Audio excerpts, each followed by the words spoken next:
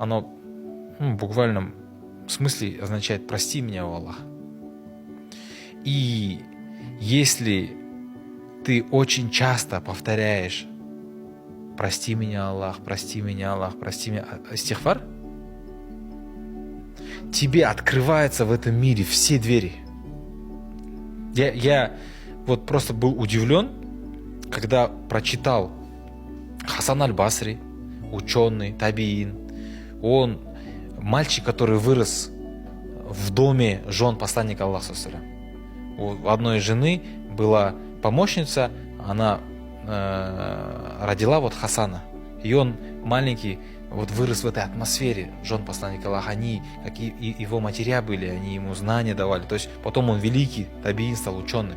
И он в Басру потом переехал с Медины и, в общем, там стал великим ученым. Хасан аль-Басри. Пусть Аллах будет им доволен. И вот у него была история. Он ученый, к нему приходят люди с вопросами, и приходит человек и говорит: я бедный, говорит. Я, говорит, бедный, и я хочу разбогатеть. Что мне сделать?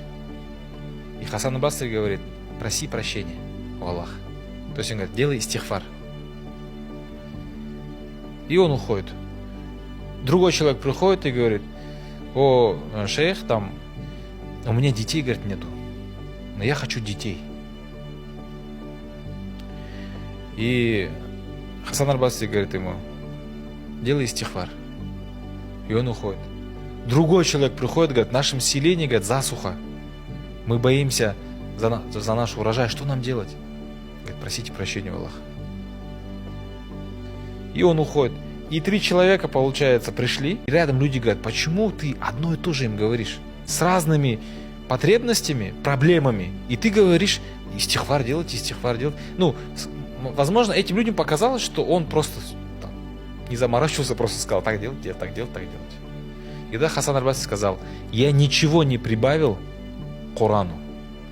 И прочитал, я вам сейчас покажу. Я вам открываю суру Нух, 10-12 аят. И он сказал: я ничего не прибавил к Корану. И прочитал эти аяты. Просите прощения у вашего Господа, ведь Он всепрощающий. Он пошлет вам с неба обильные дожди, поддержит вас имуществом и детьми, и создаст для вас сады, и создаст для вас реки. Прикинь, он просто аятом ответил. Для того, чтобы с неба дожди шли, чтобы имущество у тебя увеличилось, дети появились, и чтобы у тебя все было четко, что? Просите прощения у вашего Господа. Истигфар. Любой у тебя запросы какие-то есть, что ты хочешь, минимум. Утром, после утреннего намаза 100 раз астагфируллах, астагфируллах, астагфируллах, астагфируллах, астагфируллах. После аср намаза 100 раз. Или весь, в течение дня ты 1000 раз, может, поставишь себе цель, да? Но чем больше ты делаешь, и тем больше, я так понимаю, вот этот мир, он для тебя шире становится, вот именно истигфар. И одно из доказательств – это история Ахмад ибн Хамбаля. Знаете же, да?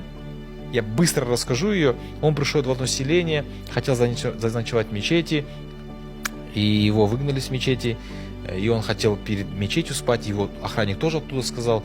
И как раз в это время ночью шел уже пекарь, для того, чтобы уже заготавливать и уже к утру распродать хлеб. И он говорит: пойдем ко мне. И он, получается, его приучил, говорит: спи. И он начинает месить тесто, все эти процессы. И Ахмад ибн Хамбаль смотрит за ним, и он каждый раз, когда каждую булку ложит в печь, он говорит: астагфируллах, астагфируллах, астагфируллах.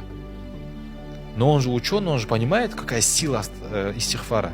И он ему говорит, подходит и говорит: я заметил за тобой, ты очень часто говоришь истигфар, говорит. Наверное, Всевышний, говорит, на все твои дуа ответил. Он говорит: да, говорит. Я вот то, что просил у Аллаха, он говорит, на все ответил, говорит. Все мне дал, говорит. Только один дуа, говорит, не ответил, говорит. Какой, говорит, дуа? Вот есть, говорит, такой ученый, Ахмад ибн Хамбаль. Я, говорит, вот хотел с ним, говорит, увидеться. Это его был дуа, представляешь? И он говорит: сила твоего истигфара, говорит, взяла меня за шкирку и вот перед тобой бросила. Говорит, вот ягода охоты и выполнения. Представляешь? Поэтому я вот советую истихфар. Просите прощения у Аллаха часто. Не только за грехи, даже за то, что вот после намаза мы говорим астагфируллах, астагфируллах, астагфируллах, потому что мы не совершенным образом это совершаем. Не так, как Аллах заслуживает. И любое благодеяние сделал, тоже астагфируллах делай. Потому что ты его не сделал так, как Аллах этого заслуживает. И может быть какие-то намерения другие у тебя были, может ты неискренне сделал, может быть ты ленился, может ты думал о другом, о чем-то. То есть везде же есть недочеты, и это все исправляет истихфар. Вот такой совет.